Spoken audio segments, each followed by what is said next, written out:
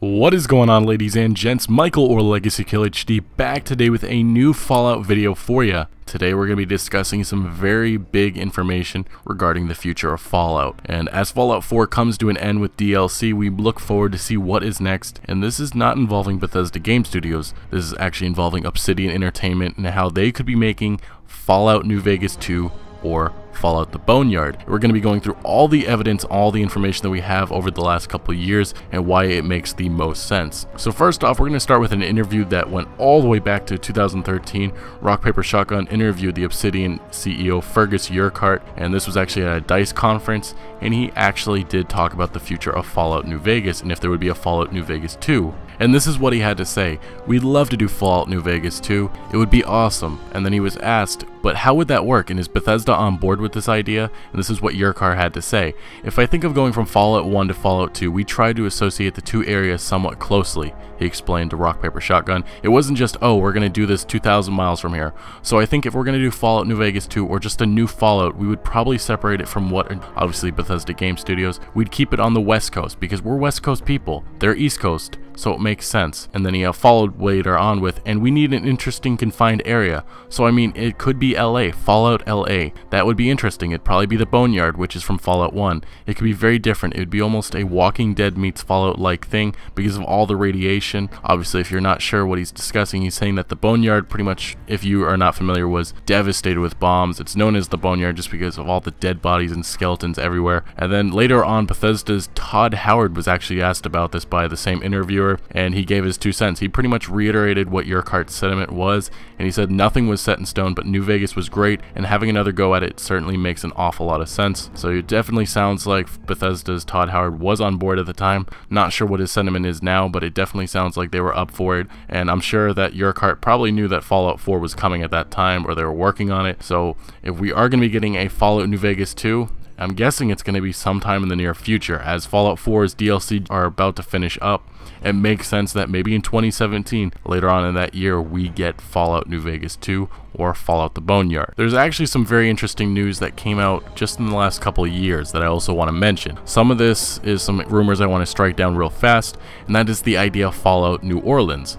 Game designer Josh Sawyer, who was obviously involved in the Van Buren project before it was cancelled, posted an Instagram photo saying now is the time, with the image being field notes of Louisiana, which a lot of people assumed that this meant Fallout New Orleans. Obsidian Entertainment and himself have confirmed that this is not Fallout related, so we kind of have to strike down that rumor, unfortunately. The idea of seeing some radiated gators probably would have been pretty cool, but unfortunately it just doesn't seem very likely. Although that would be pretty cool just because we really don't know anything about that happened in New Orleans.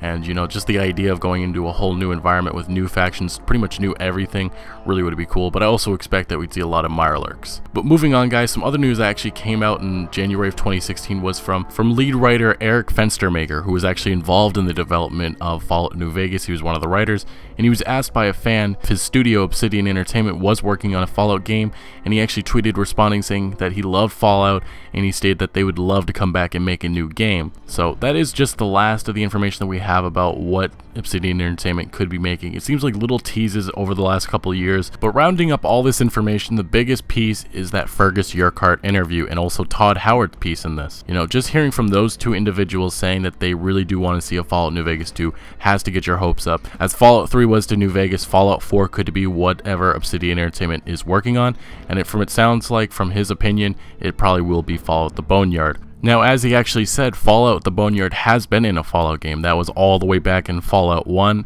We got our first pieces of it. We know some information actually about the Boneyard. We know that by 2189, the Boneyard actually became one of the states of the new California Republic. During this time, it was also referred to the Angels Boneyard. One of the largest cities on NCR territories, the Boneyard, it was a natural choice for many organizations to place their headquarters. Thus, by 2281, the Boneyard is host to the Republic's Reserve and the Followers Boneyard Medical University. And as the NCR now has control over the Boneyard, it has become more stable with multiple but nowhere near all buildings rebuilt, redecorated, and renovated. So it seems like over the last 100 years, the Boneyard has become a very different environment.